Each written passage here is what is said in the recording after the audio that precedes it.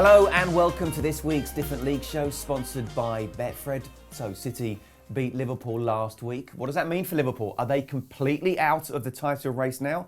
And in fact, is the title race done and dusted with City in such great form? And VAR calamities. My goodness, we are a million miles away from getting it right. But this online abuse simply has to stop. This time, when we talked about it last week, this time to Mike Dean, who has said that he doesn't want to officiate this weekend. Disgusting, disgraceful.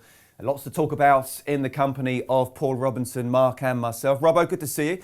The last time we were together, it was virtually the Chelsea Leeds game, wasn't it? How are you? Yeah, very well, thank you. Yeah, not so bad. Better now. Yeah, of course you had COVID, didn't you? Yeah, me and the missus both got it, unfortunately. Much to, not the amusement, but the surprise of all my family, because we were the most, wash our hands, don't go near anybody, don't go out, and we were the most careful about anything. We've no idea who got it, just maybe think we walked past the wrong person at the wrong time. House full, me and the missus and the two kids. Two kids didn't get it, but we did. Yeah, the Minto household had it last month as well. Good to see that you're okay anyway now. Lots to talk about. Let's get straight into this week's talking points. The Premier League title race. We'll come on to Liverpool in a moment, but in a season where people were saying, such a strange season, such strange results, there could be half a dozen teams going for the Premier League. Is it done and dusted, 22 games in? I think you look at the way City are playing now, you'd have to make a very good argument for somebody to come over the top of City now and beat them. The way that they're playing, the results that they're getting. They had a problem early on in the season with scoring goals and creating chances, which is very unlike Manchester City. They've shored the defence up. Ruben Dias has come in. I think he's been outstanding, and so has John Stones this season. You know, you look at the form of John Stones, and the fact he's even keeping Laporte out of the team speaks volumes for what he's doing. It is a strange season for everybody apart from Manchester City. You look at the way Liverpool are handling things. Manchester United are so inconsistent. Spurs, 1 minute you think they're in, 1 minute you think they're out. Chelsea, the change of manager. Underneath what's happening at Manchester City, it's dysfunctional, it's not normal. Manchester City seem to have pressed the cruise control button and have accelerated away from everybody else. Yeah, after a tricky start, it's been 10 straight wins in the league, 14 in all competitions. They're 5 points ahead of United, 7 ahead of Leicester, 10 ahead of Liverpool, with a game in hand on all of them. Robbo's just said you'll have to make a good case for someone else. Make a good case for someone else, Mark. I couldn't, because this is without De Bruyne, it's without Aguero as well. You can't, even when City were not at their best earlier on in the season, they weren't losing too many matches. They just weren't putting teams away, and it was a little bit dull sometimes watching them play. But I think Guardiola was just wary of the fact that it was a strange season. He didn't want them pressing like crazy, because he, I think, could see that you wouldn't be able to do that all season. So he's paced themselves maybe a little bit better than some other teams, and now that the control that they've got, it's hard to see them losing like 3 matches in a row, which is what they're going to need even to get anybody else back towards them. And you couldn't say that Man United are going to win 10 on the spin. You can't see that. So I think, wouldn't have said this in 6 weeks ago, no. But it does look it does look done and dusted. I think we're all in agreement there. What about Liverpool? Roy Keane was happy to put in a 2-footed challenge, wasn't he? Call them bad champions. Are they? I think they haven't put up a defence of their title as what you would expect them to have done this season. I think, yes, they've been hit by huge amounts of injuries, but injuries in key positions, and they've lost key games. But you look at them against Manchester City the other day, the gulf between the two sides was incredible. Liverpool had a strong 11 out. Yes, they're missing Van Dijk, who's been a huge miss for them all season. Their centre-half partnership has been a massive problem for them, which I'm still now surprised that on the 1st of January they didn't have a signing lined up. They knew the problems they've had, they knew the long-term injuries that they're going to look for the rest of the season. Why they didn't have somebody lined up at midnight at the end of December to come in on the 1st of January baffles me. So a big signing should have come in rather than 2 small signings, a centre-back? You weren't overwhelmed with the signings that they've got. You don't look at them and think, well, they're 2 great signings, they're going to solve Liverpool's defensive problems. They're 2 good players who have come into the European champions and the Premier League champions. Do they go straight into the Premier League sides? They probably don't. When everybody's fit, they won't be anywhere near the starting 11. Not necessarily them. I'm not going to say that you need to go out and spend 50 to 100 million on a centre-half, because that money's not available and that's not around at the moment. But a more experienced centre-half, an older head, somebody who would have filled the gap between now and the end of the season, or for 18 months, and just brought a bit of calm and stability. I'm surprised they didn't do that. And look, Rob, I've got to ask you as well about Alisson. Obviously been a fantastic goalkeeper and signing, but 2 real high-profile mistakes. 1, what did you make of those mistakes? And 2, how do you see him recovering? How difficult is it to recover from those type of mistakes? It's difficult to recover, especially the younger you are as a goalkeeper. Been a goalkeeper, I said before, you have to have a golfer's mentality, as in, I've had a bad shot, I have to forget that now, that's gone. I have to concentrate on my next shot and the rest of my round.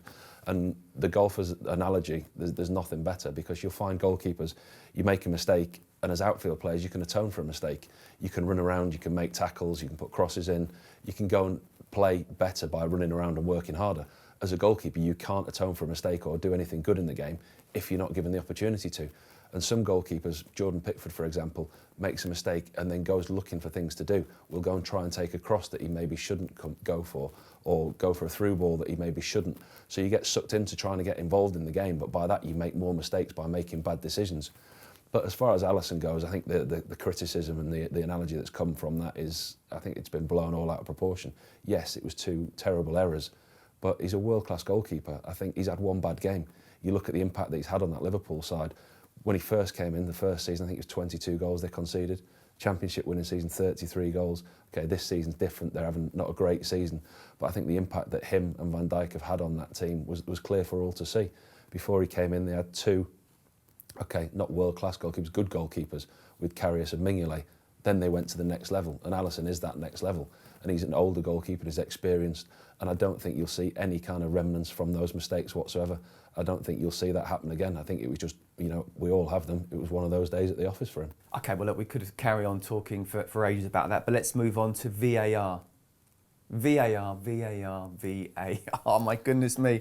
Now, I said last week I'm for it, but not in its current format. I said it would take a few years. I think it's going to take many years the way it's going. But now it's got top referees not knowing whether they're coming or going. Mike Dean wrongly sent off Southampton's Jan Bednarek at Old Trafford. He, with the help of Lee Mason, sent off Thomas Soucek at Craven Cottage. Both cards were rescinded.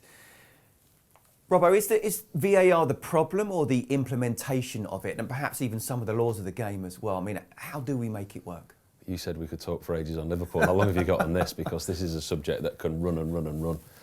VAR, yes, it is the problem, but how it's been implemented is the problem, and how it's been used is the problem.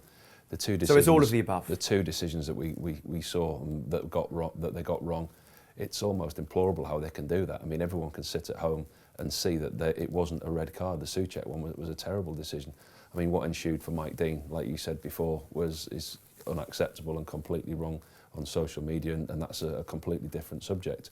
But the actual implementation of VAR, I, like you, was for it when it came in. I thought, great technology, it's going to sort things out.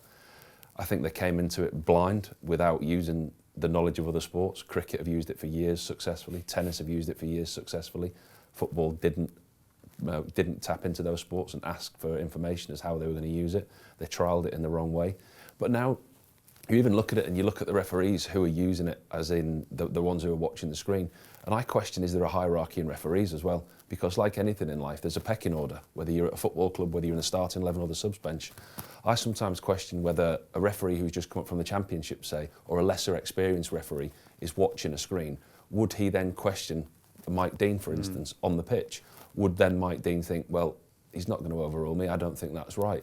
Or would one referee want to upset another referee or get one over on another referee on the pitch by questioning his decision? I totally agree with you on that, but here we've got 2 experienced referees, haven't we? Mike Dean and Lee Mason, getting it completely wrong. Who have got it completely wrong. One on the field and one watching it, and then the one on the field's gone to watch it. So it's in an instance, it's 3 times they've got it wrong. Mike Dean initially on the pitch, Lee Mason watching it for a first time, and then Mike Dean going to watch the screen. So there's 3 occasions they've had to get it right, and they've got it so badly wrong. And I think you touched on it there, the rule changes. We're having rule changes halfway through a season. The goalposts are changing through a season, which we've never seen before. The handball laws change, the offside law is going to change, and the different little bits and bobs, you don't know where you're at with it. They're changing the laws because some of them are so ridiculous. I mean, the handball law, some of the penalties we saw at the start of the season was crazy. But VAR, I was for it. If it's line decisions, yes, it was. Let the referee make the decision on the field. Was it a foul? Yes. Was it in the box? Yes or no? Not sure. Have a look at the technology. And I think at the moment we've got to try and limit the use of the technology because it's going so badly wrong at times.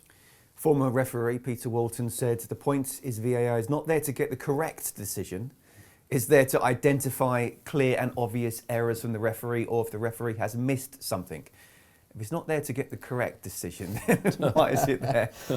I think I always felt that it was there to just stop the real big stuff getting wrong. I mentioned this before, but Thierry Henry's handball against Ireland, the Maradona one against England, that type of sort of thing was what I feel like it was meant for. But you're now realising, I think, that the laws of football are in such a way that a lot of it was played in the spirit of the game, and kind of everybody may not have understood the letter of the law, but they understood the laws in terms of, let's say, penalties.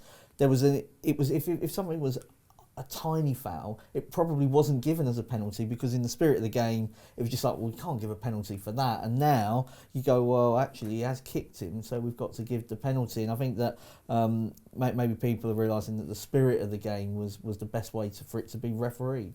Do you know the most ridiculous rule that's coming this season that's going to have to change? The offside one. We've seen it change partially after the incident at Manchester City, but now we're seeing lineswomen waiting until a player has gone on 2-3 phases of play and then putting a flag up. But now you're seeing players, good players, experienced players, who know that it's coming and just stopping. And the game's stopping without the referee or an official stopping. So that's another rule change that we're going to have to see. They're going to have to start putting the flag up when players are offside, because players are clever enough to realise that, yes, I'm offside, so they'll stop. The game stops around them. But the referee hasn't stopped the game, so there will be an incident where it carries on and something will happen. This could take absolutely years to sort out. I think it's funny that when VAR first came in, people were saying, it's going to take the sort of Monday morning chat out and arguments. It's gone almost the other way. I mean, it's really interesting about the spirit of the game, you saying that, and I 100% agree with you, and agree with you as well. I think clearly we've seen there's always going to be that Monday morning argument, whether it's the referee's decision or VAR's decision. Leave it all to the referee. No one's in his ear. If he's not 100% sure, he can go to the pitch side monitor and make the decision himself. Still might be wrong, and we can still talk about it on a Monday morning, but then the cards would be rescinded. But I'm still for VAR.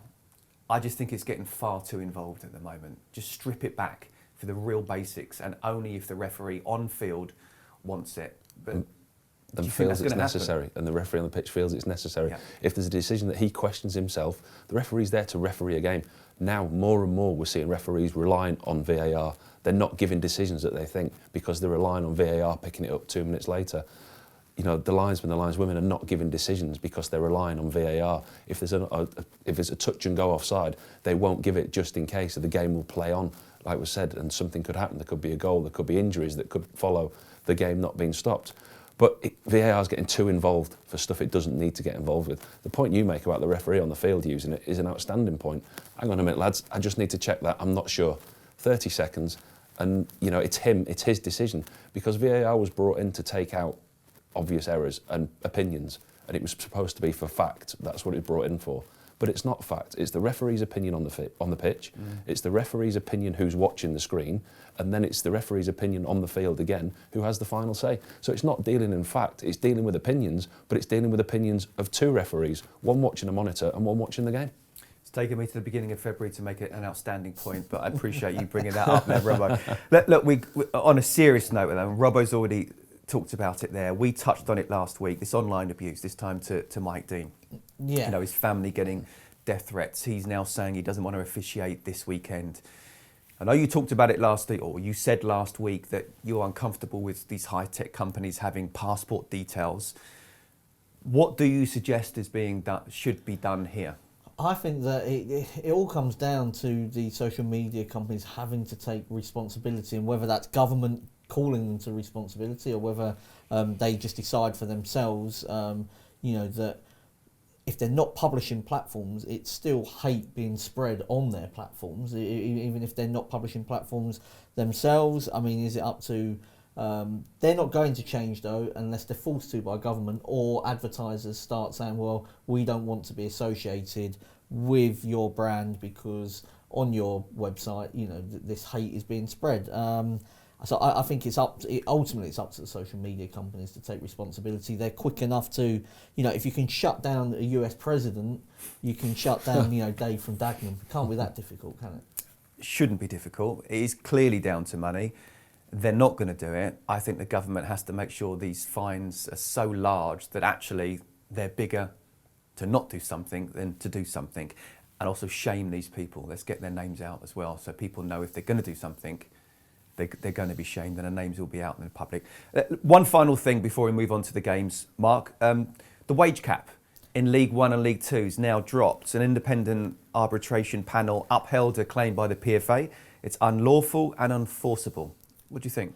I agree, actually. I think we live in a world where if you're in a profession, you should be able to seek whatever money that you can. And I think that in terms of the wage cap, I think that it was hastily brought in, and I understand why it was brought in, because the clubs wanted protection, but the clubs should be able to protect themselves against going down the wrong path financially. If you can't pay somebody £5,000 a week, don't pay them £5,000 a week, and have somebody that's of lesser quality up front. And that's the way it's got to be. And also, there's another issue in that teams that go up from League One into the Championship, if the Championship hasn't got the same kind of salary cap, then them teams in League One, when they get promoted, have got an awful long way to go to sort of, to then start competing in the Championship. And similarly, when teams come out of the Championship with no salary cap, how do you sort yourself out in League One quick enough? So it was always going to be really difficult. It's a massive jump from League One to the Championship at the moment. Just say no, club owners. As simple as that if you can't afford the contracts. Let's move on to the different league Q&A section. Are you ready for these, Robbo? Yeah, let's go. First one up, James Larter, 13. It's a really good one, this. How did it feel scoring that goal against Ben Foster? I actually had him on a Zoom thing with the EFL and Mind Charity last week. I was desperate to ask him that question, but I only had time for one, so I couldn't. What was it like for a goalkeeper to score against him? What was it like to score the goal? He's a good lad, Ben, and at the time he was a close England rival of mine and a good friend of mine. And my form at the time wasn't great, and there's a lot of speculation about me losing my place in the England team, and it was to Ben Foster. I scored two in my career, one which I meant for Leeds, and that one was just a complete fluke. I can't remember, I think it was Minto who was playing up front for us at the time at Spurs, and if the ball doesn't land within a certain radius of him from a long kick, he doesn't tend to move very far. So I think it really was just a long punt down the field, and it took a real big bounce. It wasn't windy or anything, and Ben just got his angles and his distance to his goal line all wrong. It's an amazing feeling for a goalkeeper to score. But I didn't actually realise that it was going to be allowed. I mean, I saw the goal going, but I didn't know it was an indirect free kick, and I wasn't sure there was so many implications that was going through my mind. But then all the lads jumped on me, and I realised it had been given. Yeah. But it was an amazing feeling. Did you speak to him afterwards? Yeah, I spoke to him after. But kind of half apologised, tongue in cheek, really, because something like that, it's a freak, and you don't mean it, but it's something that stays with you forever. I mean, my dad's kept the whole kit. I've got the kit. I've got the ball. Quick story, the referee that on the day, I can't remember who it was, he nicked the ball, took the ball from the stadium because he knew it was quite an iconic moment. And it was the kit man at Spurs who said to me, "Have you got the ball?" He went, "No," and I think the referee's taken it. So a couple of days later, I rang him up and got him to send it back. So I've got everything. You know it's not the same ball, don't you? Just a different one, yeah. No, I'm sure it is. Next one up, Will Carey. What's it like to play in the pinnacle that is the World Cup? I'm fascinated by this as well. We all grew up as kids thinking that's the ultimate thing to do. Isn't it absolutely brilliant? But I'm sure it's not quite that. There's another side to it with all the pressure and everything. Yeah, I think it's an old cliche, but it's every kid's dream, to play for your country and to play in the World Cup. But the 2006 team that I played in, we were the so-called golden generation. The players that we had in that team, we were labelled as potential winners, more than likely going to win the World Cup. We qualified with ease, as England normally always do, and went into the tournaments as one of the red-hot favourites, and the pressure and the press and the publicity that surrounded that was huge. And it's difficult when you're in that situation because you get asked as a player, you get asked as a manager, what's your hopes and expectations for the World Cup? You're not going to turn around and say, well, I think we can probably get to the quarter-finals or a good semi-final. You're going to say, well, look, we've got quality players, we're going to win this tournament type thing. Excuse me. And, that the English press, as we know, will jump on that. But the 2006, I think my experience of a World Cup was probably tarnished a little bit due to the factors that were going on around the team. There was a huge speculation, focus on the WAGs, the families that were there.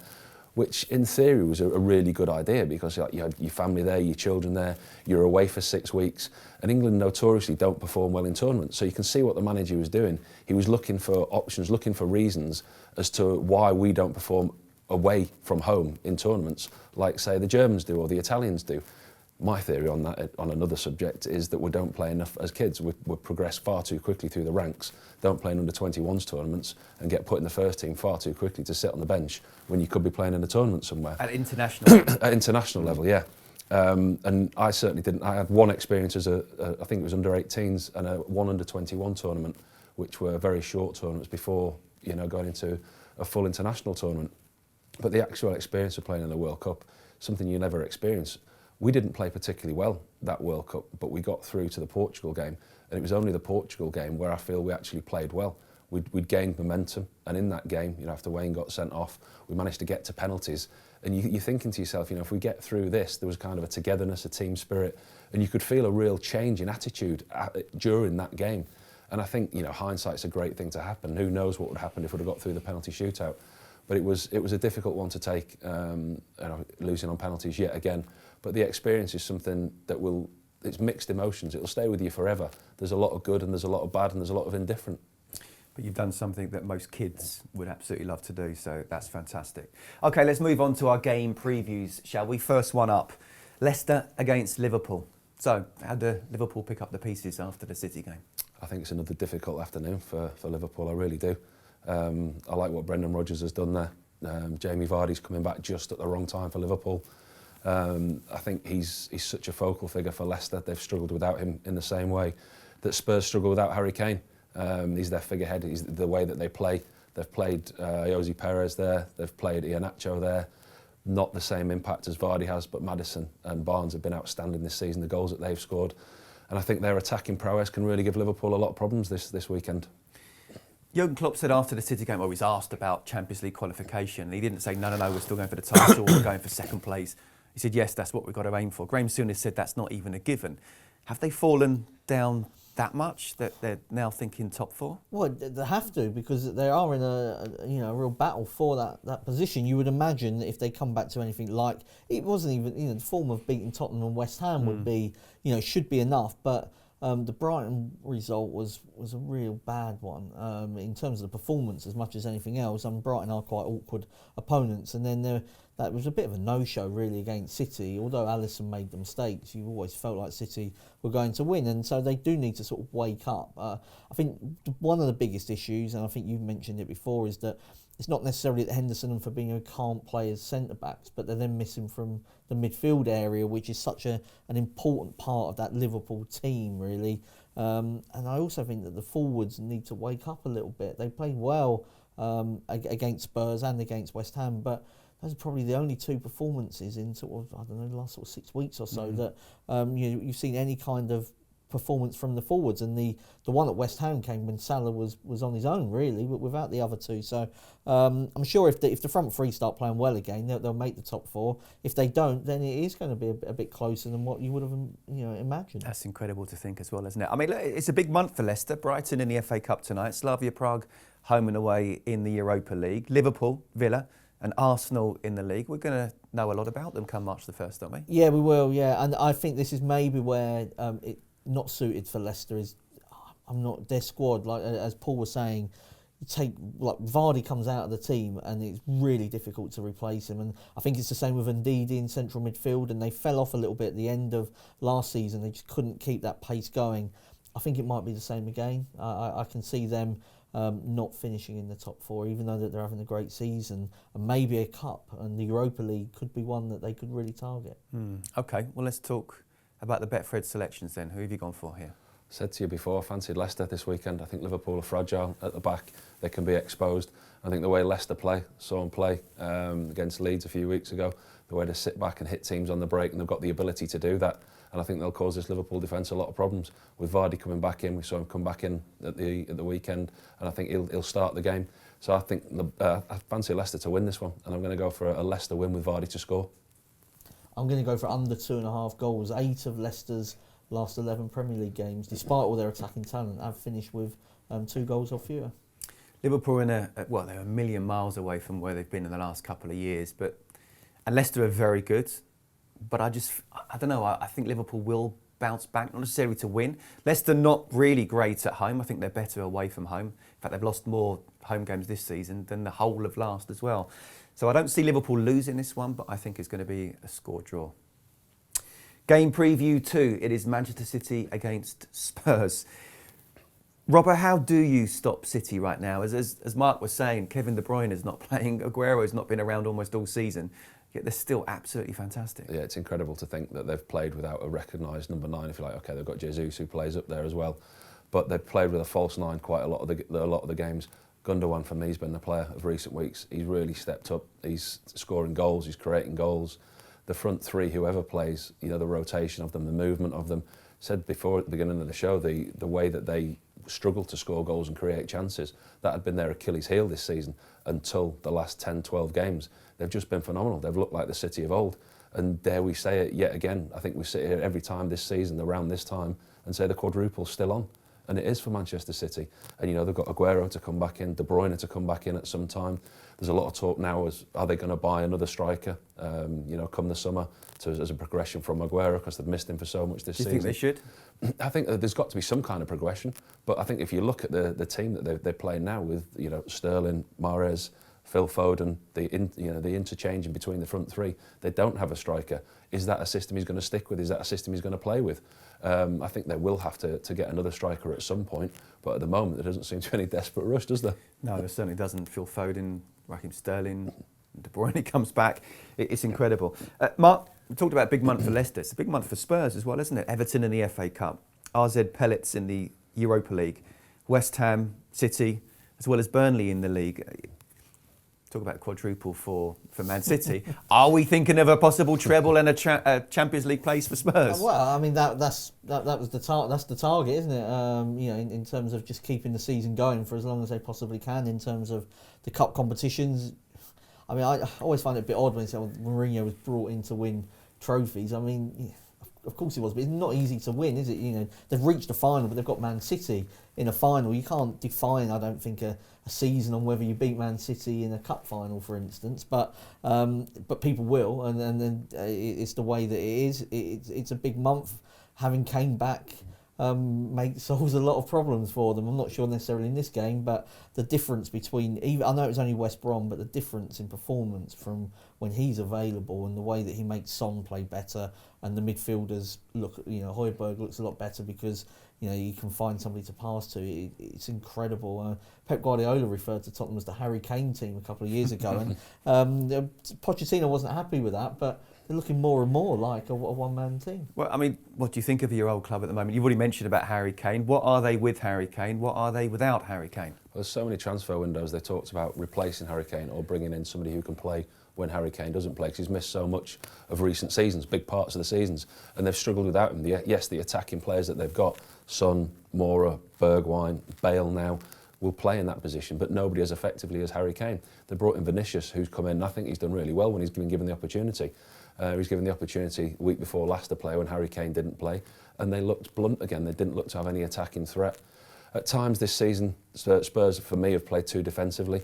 I think we've seen them play openly and attacking-wise against Manchester United and score 6 goals.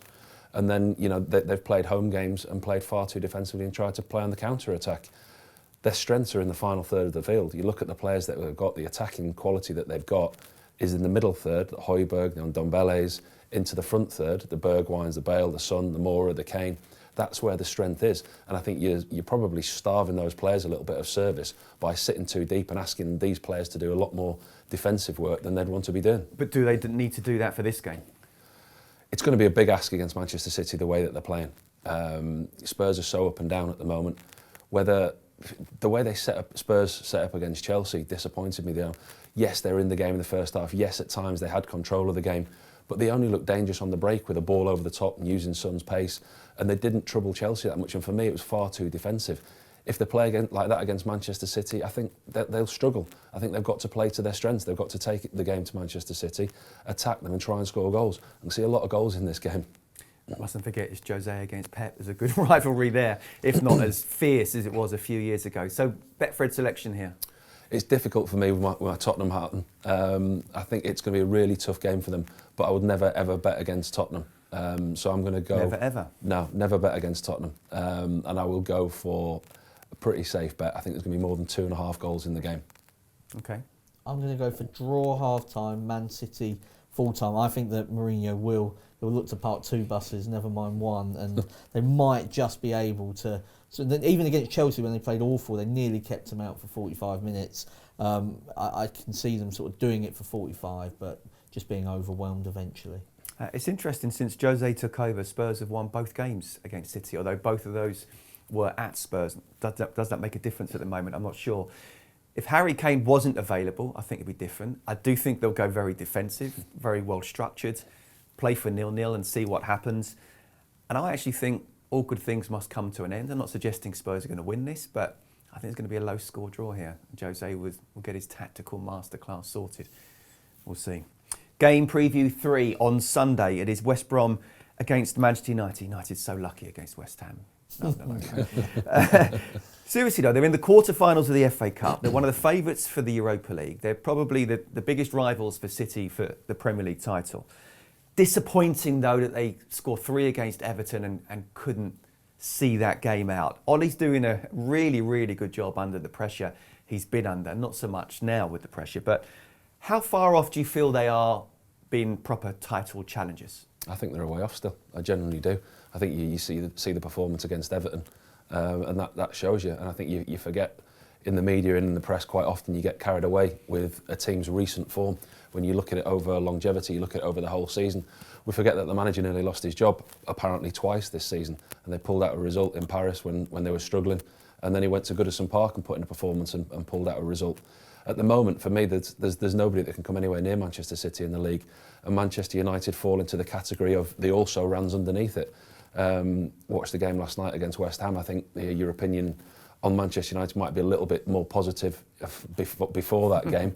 It's 120 minutes of your life that you'll never get back from watching that last night. It was awful. But they've got players there who aren't performing.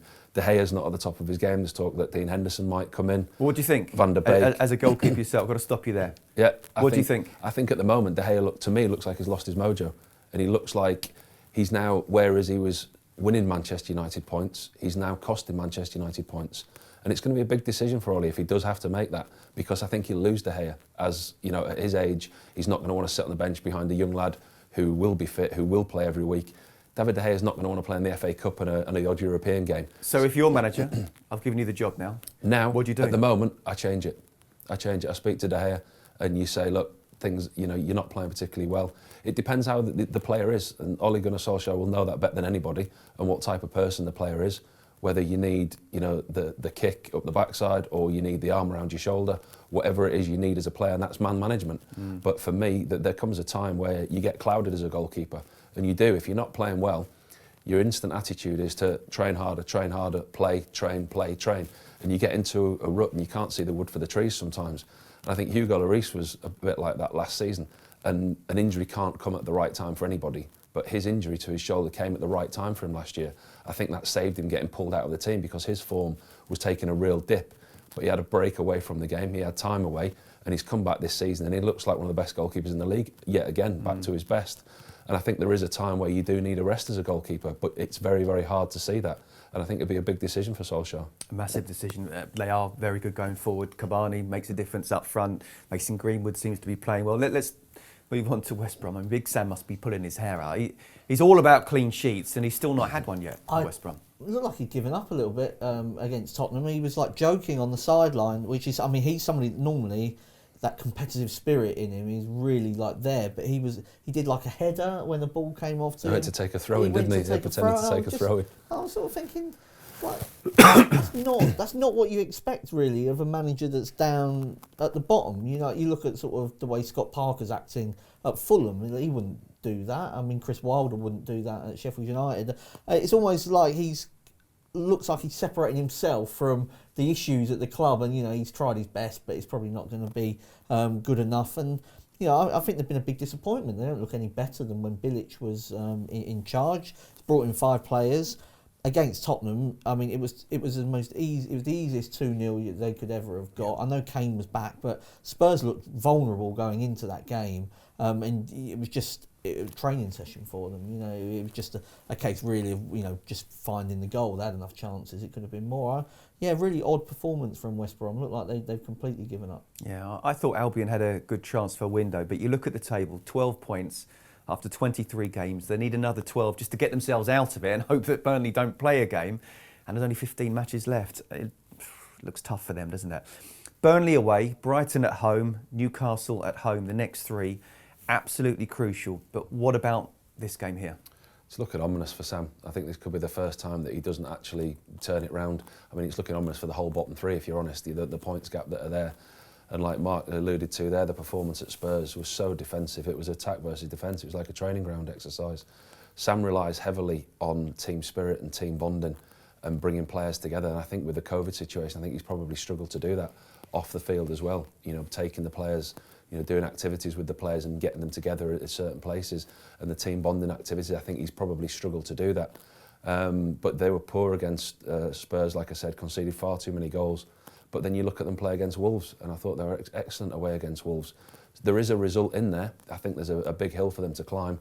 And I've gone for a strange one with my bet this week. I've gone for a home win and more than 8 corners in the game, because Sam will bombard Manchester United, and they'll try and get set plays. He'll put it in the corners. They'll try and get throw-ins.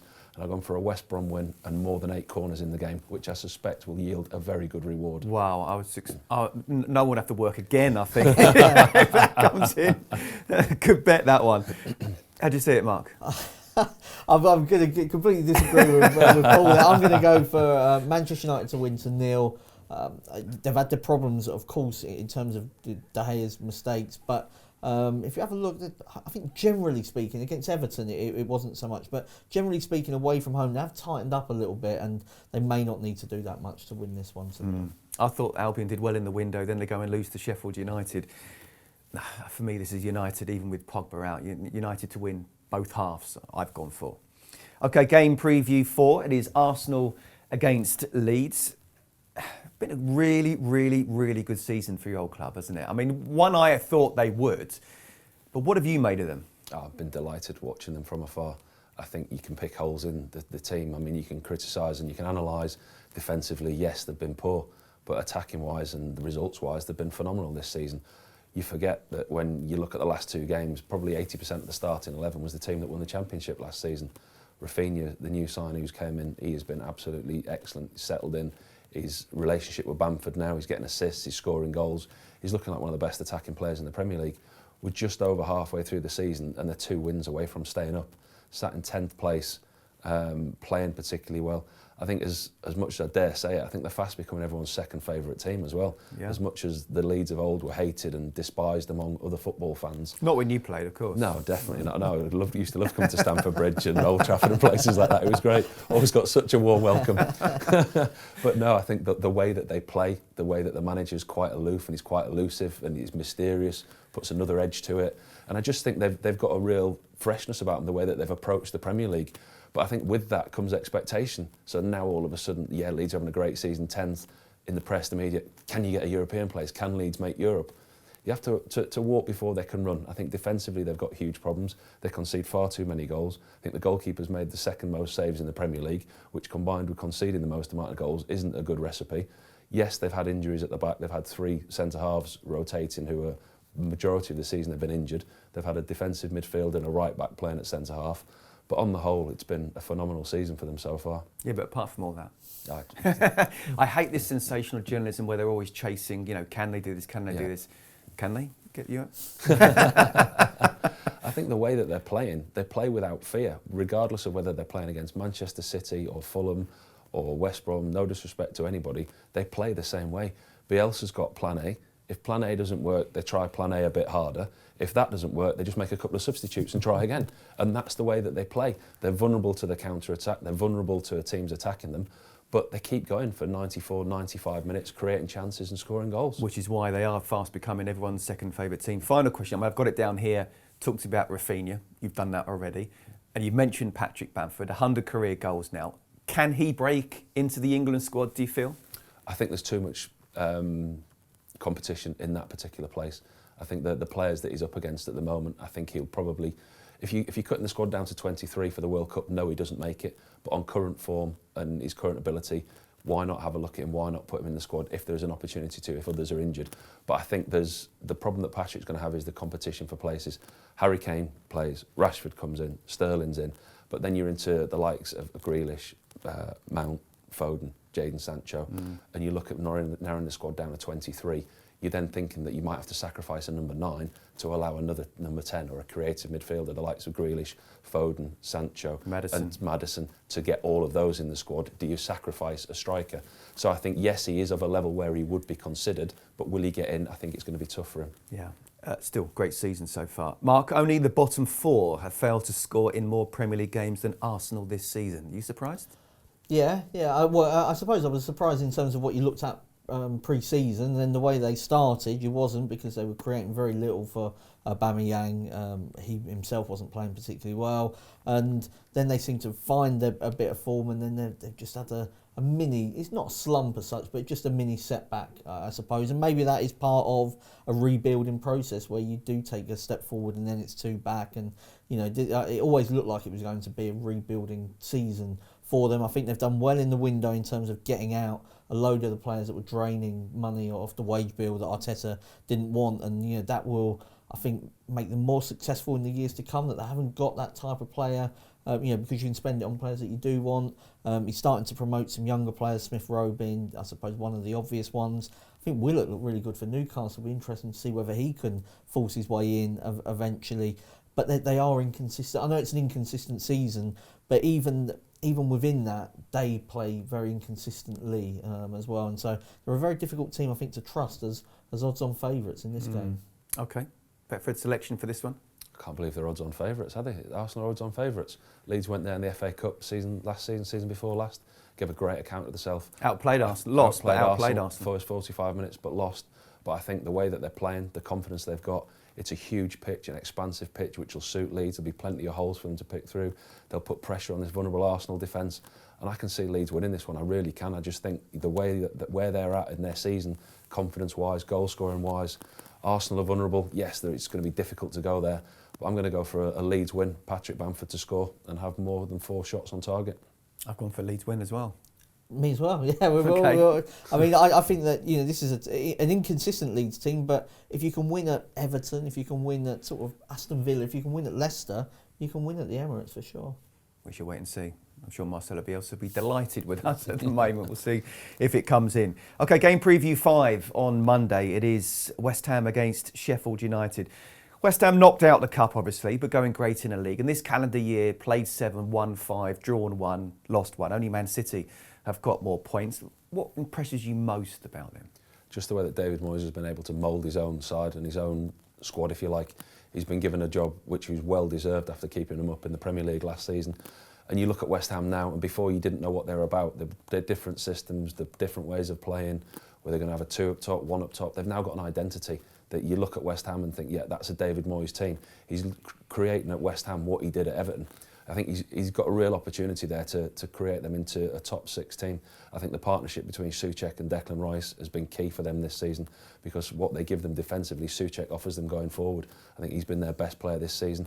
And Antonio up front as well. I know there's been a lot of talk about West Ham selling Haller and not replacing him. And I think a lot of the thinking why Antonio didn't play in the FA Cup was to preserve him and keep him fit for the coming fixtures in the league. And I think that could potentially be a stumbling block for David Moyes going forward if Antonio is to get injured as to how they're going to play. Talked about Leicester missing Vardy, talked about Spurs missing Harry Kane, Leeds in the same situation with Bamford. Could Antonio be a similar type figure for West Ham without any other options? But I really do like what he's done there this season. He's given them a real identity, and they're hard to break down and tough to beat. Top 6, I love that.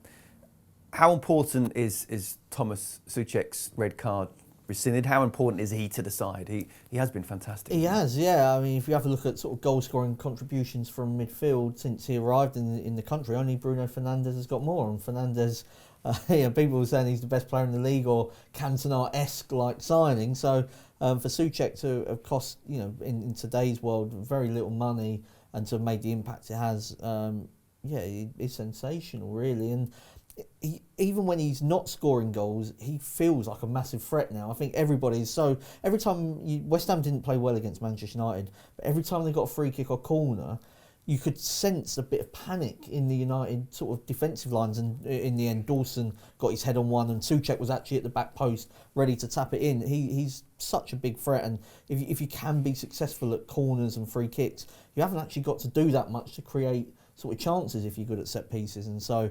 absolutely vital to West Ham. I'm sure Kylie's happy as well. They're doing fantastically well. The wife, she seems more interested in West Ham than she has done in recent years. Sheffield United, they've picked up, haven't they? 3 wins in the last 6. Where do you see them right now? Is there any way they can get themselves out of trouble? No, I don't think so. I think they give themselves too big an uphill task. I think to go so long without winning games and picking up points, they're giving themselves such a big challenge. I mean, the gap now has closed between them and West Brom and them and Fulham. But then you look at the gap to out of the bottom 3 to the Burnleys, the Brightons, the Newcastles. You look where they're going now, the points they're picking up. I think it's going to be too big an ask for them, unfortunately. I think last season, yes, they overachieved, but I think it's unfair to say it's second season syndrome and people are finding Sheffield United out. I don't think that's true. I think if the technology available now, we see the game 10 minutes after it's aired or live, you have a million replays. Managers, scouts, coaches will be able to work Sheffield United out after one game. So to say that they've had a season and managers have worked them out is completely wrong. I agree totally, but what do you put this season down to then? Why such the difference? I think they hugely overachieved last season, and I think it was hard to keep the momentum going into this season. I think Sheffield United are one of the teams that have missed having fans at Bramall Lane, having the fortress of that behind them. I don't put that down to it purely. I think they've had injuries at the back as well. But I think it's momentum, and when you're on a roll like that, when you're on a winning run is as hard to get out of as a losing run. And they did that last year, and they were hard to beat, they were getting results, and with that comes confidence. To pick the same group of players almost up again and ask them to do the same thing again when it was probably beyond them what they did last year, it's a big ask. I think realistically Sheffield United are there and thereabouts where they should. I don't think it should be cut adrift as far at the bottom, but I have them in the bottom 6 and just staying out of relegation. That's about right for where they should be in the league. Okay, can they get all 3 points here? No, not the way that West Ham are playing. Take last night's performance at Old Trafford out of the equation. The way that Souček's playing as well, him and Declan Rice, as I said, I think West Ham will pick up the 3 points, and I think Souček will score. So I'm going for a West Ham win and another Souček goal. Okay, Mark? I'm going to go for a slight upset here. I'm going to go for Sheffield United or draw, double chance. Just until I know Antonio's playing, it would just concern me as to, outside of Souček, who gets their goals. I think he's a big player. Absolutely delighted that Souček will be available. Sheffield United are improving, and I think they will make it very difficult for West Ham, but I see West Ham winning this in a very low scoring game, and West Ham to 0 I've gone for. Okay, final game preview. It is Chelsea against Newcastle. 3 wins and a draw now for Thomas Tuchel. I mean, no reason why Frank Lampard couldn't have done it. Some very winnable games, especially Spurs away. Moving swiftly. You couldn't wait to get there, could you? You just couldn't wait. I think I've got to drop That's that. the only thing in your sketch I'd written down today. There's nothing else on that pad. Got to get this joke in about Spurs. Look, I mean, as I say, I've got to put it to one side now. What I think Frank was unfairly treated, but in terms of what he's done and the impact, he's made a very good impact, hasn't he? But you correctly make the point. Why couldn't Frank have done that? I think there were 5 points off the top 4 when he was sacked, with a game at home against Brighton and a game at home against Burnley coming up. So why couldn't Frank have put them in the same position? Sheffield United away, you look at the points that Tuchel's picked up. Yes, he's done very well. He's changed the team, he's put experience in there, left Mason Mount out in the first game, which I found strange. Tammy Abraham, who scored a hat-trick at the weekend before the manager came in, left him out as well. So it's going to take a while until he puts his own identity on the team. Yes, he's had a great start. Yes, he's had 3 great results. But as you say, why couldn't Frank have done that? But the new manager bounced, the new impact, the fresh ideas. I don't think we'll see all of what he's about at the moment and what style that he wants to play. But he's certainly had an impact, yeah. He clearly wanted to sort of get everyone, the blank canvas where managers come in and they kind of say that, play experienced players, bring in Marcus Alonso as well, who to be fair has done well, certainly in that wing-back position can do well. But pleased to see, and you mentioned him, Mason Mount come in. For me, he's been Chelsea's best player this season. I think it's quite interesting that maybe Mount will now get the credit because it's a different manager picking him rather than... Not teacher's pet. Yeah, I mean, it was seen very much as Lampard, he was like, he picked him every week, he had him at Derby and, obviously they like the fact that he'd come through the academy, but I don't think anybody gets given a spot in a starting team for those kind of reasons, because the manager knows he'll get the sack if things don't work out. But I think Tuchel has quickly realised that Mount is important to the side, and he's picking him ahead of Kai Havertz, who's I still don't think 100% fit. He had the COVID as well, and maybe hasn't come back from that. And Mount has been Chelsea's most consistent player this season. The one player I think he has brought back, and I always liked him, and Chelsea fans don't, but Jorginho, I think he does make a difference to the team. And if you want to play possession football, to have somebody that can play in that position rather than a destroyer is important. I do like him as well. He's not a holding midfielder. He's a starting attacks. That's the way Sarri saw it, and I think Frank saw it a bit like that as well. 2 wins in 3 for Newcastle after no wins in 11 in all competitions. Do you see a difference in style as well, which is what the Newcastle fans have been complaining about? I think the key was the Leeds game at St James's Park. The second half of that game, I think they opened up. He started now to play 4 at the back. Jeff Hendrick's done a lot in midfield. He's creating a few chances. He gets up and down the pitch well. And I think their style had to change because he was very, very defensive. I think he was criticised heavily for playing almost 5 at the back out of possession at home against the so-called lesser teams in the Premier League. But I think Steve Bruce, yes, with Mike Ashley there, did Newcastle fans want him there in the first place? A lot of them probably didn't. It was an uphill battle for him from the start, and it's always going to be very, very easy to jump on the Steve Bruce out bandwagon. But when you look at the injuries that he's had this season, the players that he's not had available to him, the COVID situation that he's had at the club, the training ground having to be closed, there's no coincidence that was all around the time where Newcastle's form was terrible and everyone was calling for him to be sacked. Whereas now, yes, they've slightly changed the style, personnel's changed, but he's getting injuries back and players back from COVID. And he's brought in, the new coach as well to work alongside him. And they certainly do look a different proposition going forward than they did.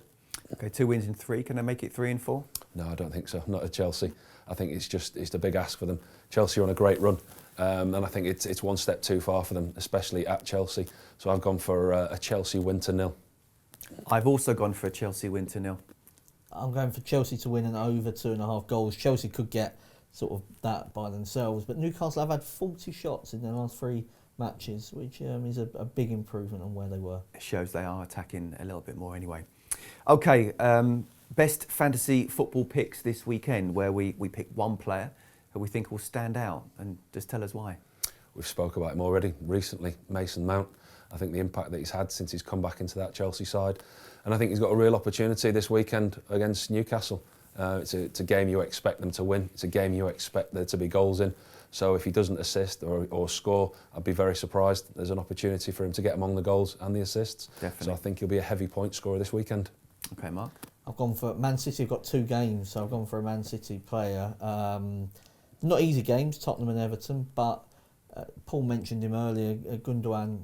Probably not on penalties anymore, but the goalkeeper's on penalties this weekend. Ederson might step up, but the way that he's playing, it's almost like he's sort of able now to step into the team properly and sort of stamp his authority on it. It was David Silva before Kevin De Bruyne, and understandably he played a sort of smaller role while those two were in the side. With those two out, he's taking the responsibility and he's playing brilliantly. I know most people have probably already got him in their fantasy teams, but if you haven't, get him in.